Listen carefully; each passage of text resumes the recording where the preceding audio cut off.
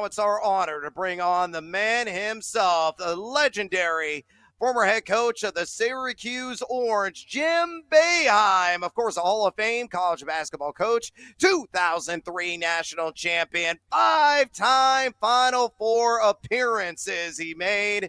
You can follow him on X at The Real Boeheim. Again, on X at The Real Boeheim. Coach Boeheim, welcome to BetMGM tonight. Straight away from me, Duke products are sure to dominate the conversation inside tonight's top 10 with Cooper Flagg, almost the L word, presumably going at number 1 overall.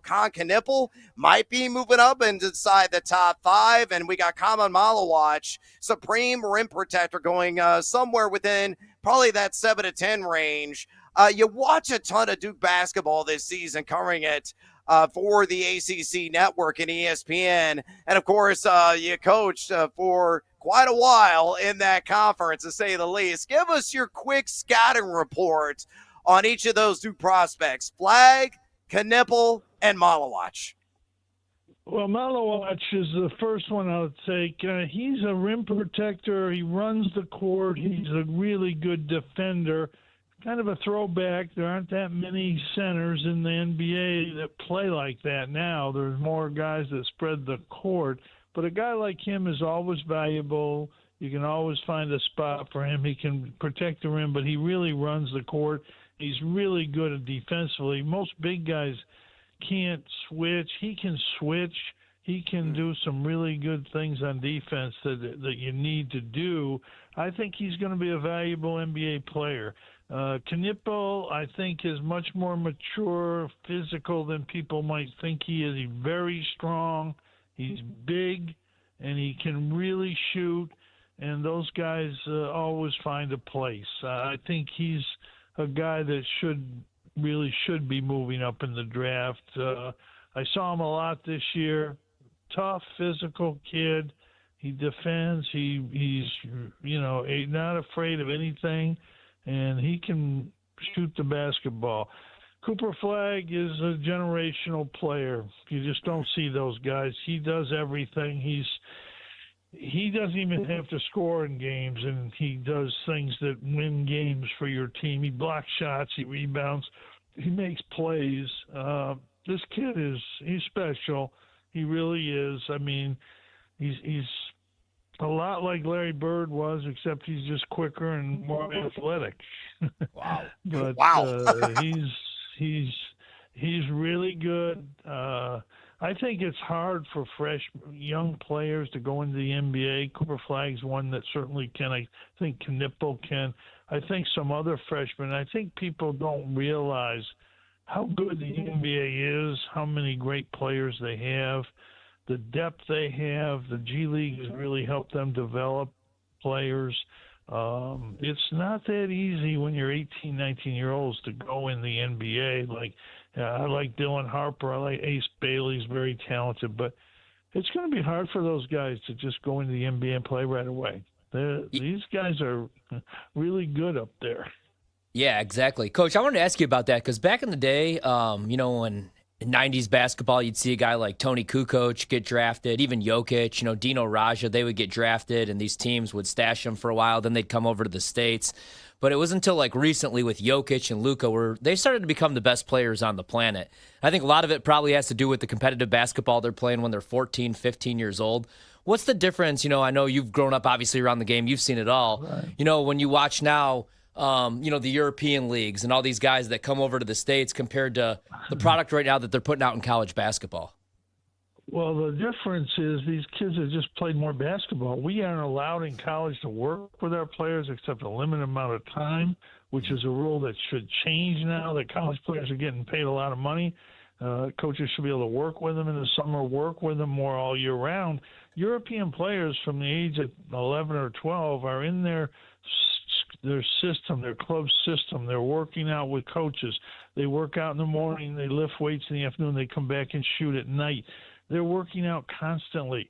That's why the NBA is a lot of the best players are foreign players right now, and it's going to continue.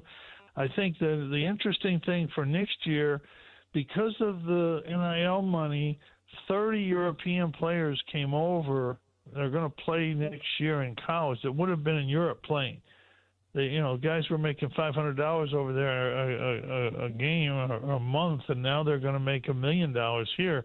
There's going to be a huge impact on college basketball from the foreign play. My son Jimmy played in Germany with a 19-year-old kid who was really, really good, but he was making $500 a game. He was like the ninth man. They played him about 15 minutes. But, I mean, he'll start over here and be a tremendous college player. So that's going to change college basketball a little bit. But as far as 18, 19-year-old kids going in the NBA and moving out, it's not easy. It takes an exceptional 18 or 19-year-old to be able to have an impact in the NBA. And Cooper Flagg's the only guy I see like that after watching college basketball all year. Yeah, exactly. So that's why you're looking at these mock drafts and we're looking at, team needs. That's so much different now in the NBA because it's almost become positionless. But one guy I do like, I don't know if he's going to be a star, and I'm also a little biased because I grew up in Joliet, Illinois, and this is how old I am now. Went to high school and played with his dad, Jeremiah Fears. I'm a Chicago Bulls fan. He would be on my wish list. Unfortunately, we can't have nice things. We never pick in the top 10. But when you watch him, what do you like, maybe dislike about his game? What do you think maybe he could be at the next level? I didn't see enough of him this year to really give a good analysis. People like him, but when you're at Oklahoma, you don't see those guys all the time on TV. So I didn't get to see him, and what I've heard is good. But again, he's a small guard, and those guys are, it's a big guard league. You're playing the point. You're guarding Halliburton. You're guarding SGA.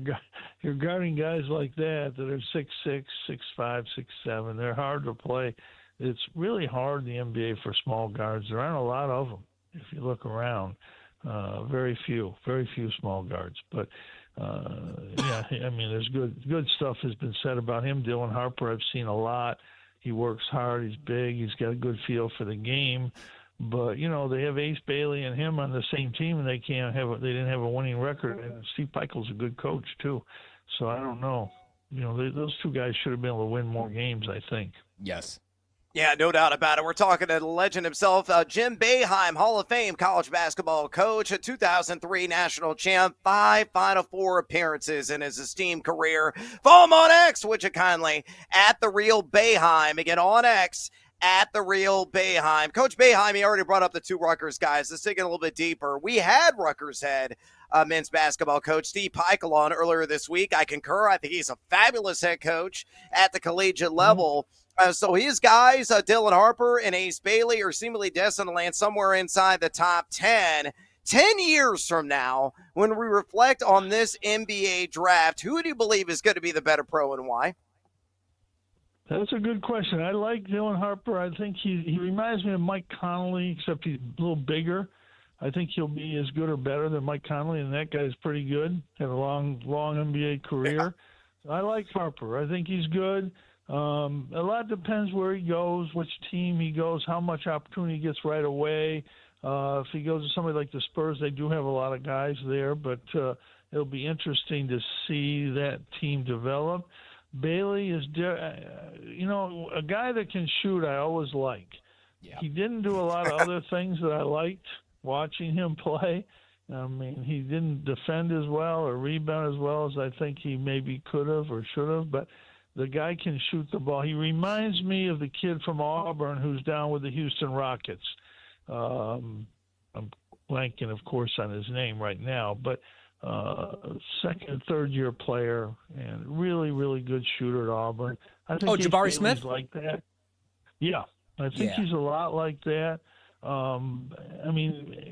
Ace Bailey has got tremendous upside. When you're big and long and you can shoot, that's the thing in the NBA that, all those guys up there that are good can really shoot. And if you can't shoot, you can't play up there. So I like them. I think they both have great potential, but I can't see either one of them making a big impact right away.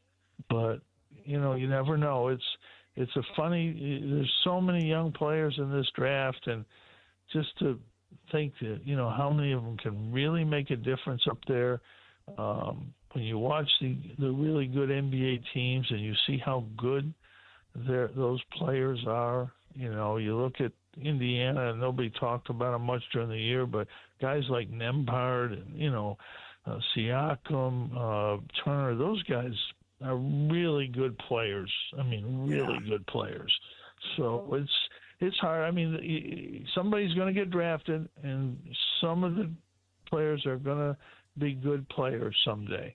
But in the top 20 draft picks, there'll probably be 7 or 8 that never make it at all. That's kind of the way it is. It's hard. It's really hard no to doubt get about up it. there and play. Yeah, no question about it. That's my biggest Definitely. experience from the NBA. Coaching Olympic guys, coaching really elite college players, they're so good that it's hard, even watching them on TV, to kind of sometimes realize. The first time I went in the gym with LeBron James and Kobe Bryant, I'm like 10 minutes. I'm going, no, there's not players like this. Not in college. I mean, and there are. I mean, these aren't players like that anyway. But I mean, the incredible ability and skill level and work ethic of those guys. We coach the Olympics, and they'd practice, and then they'd stay after for an hour, and then they'd want to stay another half hour. Then they'd want to go lift.